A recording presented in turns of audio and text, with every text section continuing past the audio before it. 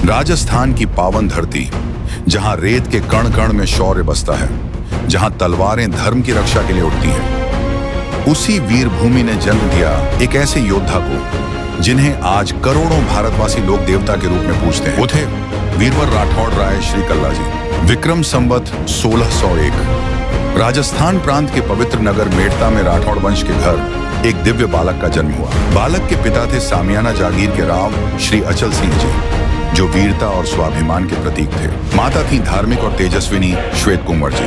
कहते हैं माता श्वेत कुंवर ने भगवान शिव और माता पार्वती की कठोर आराधना की थी और उन्हीं के आशीर्वाद से इस बालक की प्राप्ति हुई।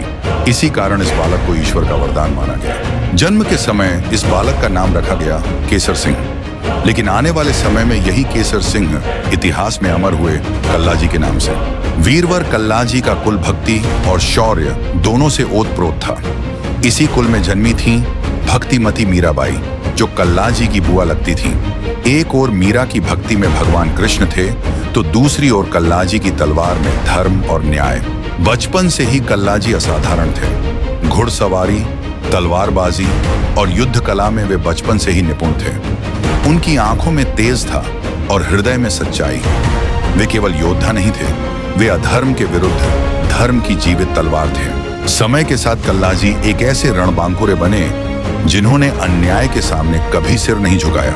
उनका जीवन केवल युद्ध की कहानी नहीं, बल्कि आस्था और विश्वास की गाथा बन गया। जब चित्तौड़ किले पर मुगल शासक अकबर ने घेरा बना लिया था, तब किले की भैरव पोल पर कल्लाजी और उनके काका जयमल जी युद्ध कर रहे थे।